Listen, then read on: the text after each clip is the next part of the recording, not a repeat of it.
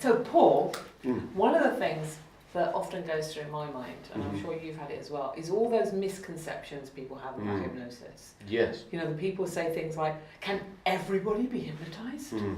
Well, you see, I think everybody can be.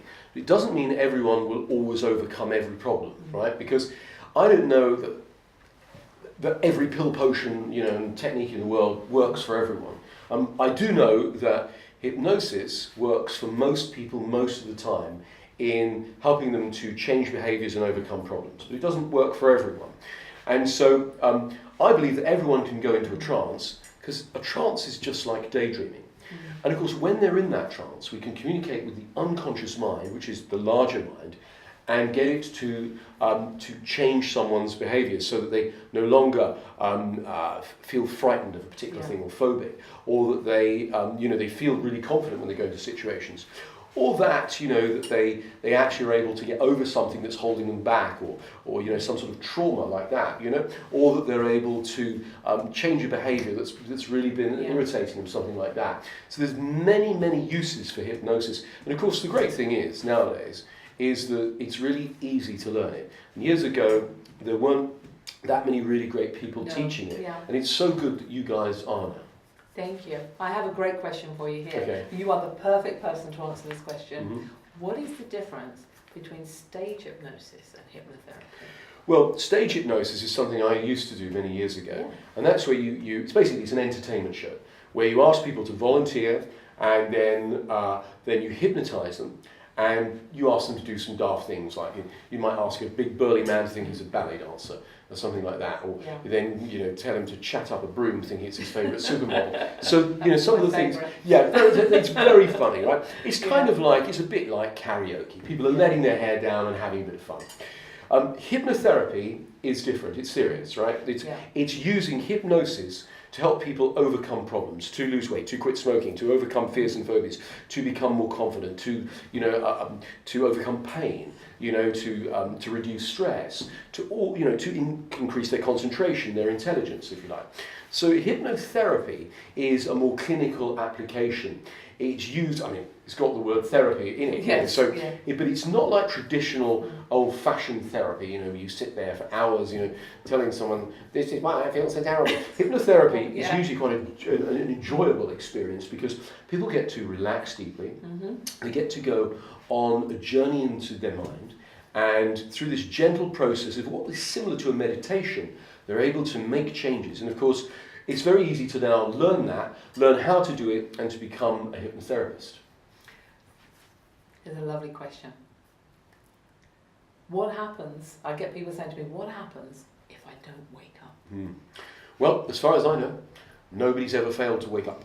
So sometimes when people are deeply relaxed, right, if they've been under a lot of stress or they're tired, they might just fall into a little sleep for a while. Some people have told me that when they've been listening to one of my recorded trances. They'll go, I fell asleep towards the end. And I woke up about half an hour later and I felt very refreshed, but did the hypnosis work? And I said, of course it did. It's all going in, to the subconscious. And so it's impossible to get stuck in a trance. It's never happened. There's another great question for you here. So, will I tell you my deepest, darkest secrets? I get asked that one as well. The hypnosis is not a truth drug, right? There are plenty of things that are quite good for that. Usually quite a lot of alcohol and people open up. That would work. Okay, but no, hypnosis absolutely not. One of the things that I say to people is, when you're hypnotised, it's not like being asleep, right? It's not like being under an anaesthetic. You still have an awareness of your surroundings. It's a bit like when you're daydreaming. You feel very relaxed usually. You are able to let your mind wander, and you feel a peaceful, calm feeling. Sometimes there might be, if you're dealing with something that's traumatic, there might be a little bit of upset before that clears, and then you feel even better afterwards. But for most people, hypnosis is generally synonymous with deep relaxation, a sort of quite a euphoric experience actually in many ways. And so, it's something that people do naturally every day. They daydream. And hypnosis is really like a guided daydream. It's an organised daydream where you actually help somebody to elicit the resources that they have to overcome problems and to have a more inspiring and better life. I love the idea of an organised daydream. Yes.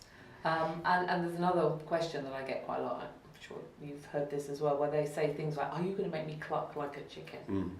Well, again, the difference between stage hypnotism, where it appears as though the hypnotist has complete control over his subjects, but actually it isn't quite like that. He's created an environment where they feel like letting their hair down and doing some daft things. Yeah. And hypnotherapy, where it's in a setting whereby the actual intent is to encourage that person to, first of all, to be comfortable and relaxed and reassuring. And the job of the hypnotherapist is to look after the person that they're working with in order to help them achieve their goals, overcome their problems, etc.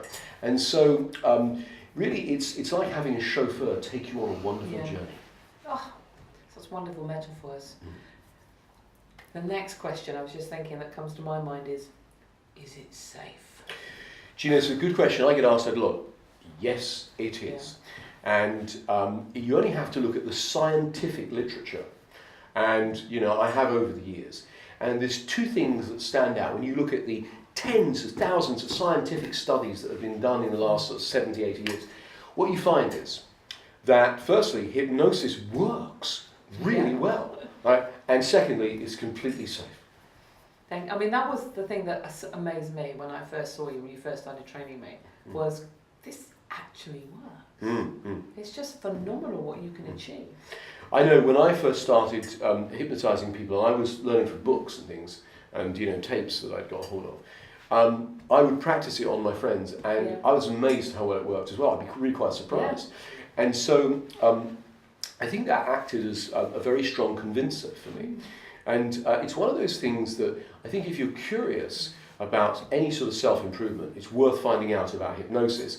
If you are thinking of training as a therapist, then training in hypnotherapy would absolutely be of immense use to you. Clinical hypnotherapy. And it's also a great way to start a whole new career.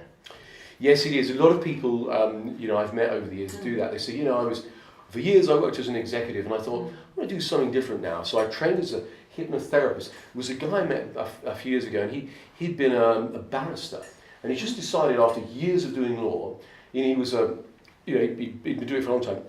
He wanted something that was, a little more holistic in his life. And so he trained as a hypnotherapist, lovely man, and he said, I get more joy from doing this than from winning cases. Yeah, I mean, I was working as an executive in investment banks in the city, and look what you did to me. Changed my life. So thank you very much, Paul. No, it's lovely to see you. Thank you.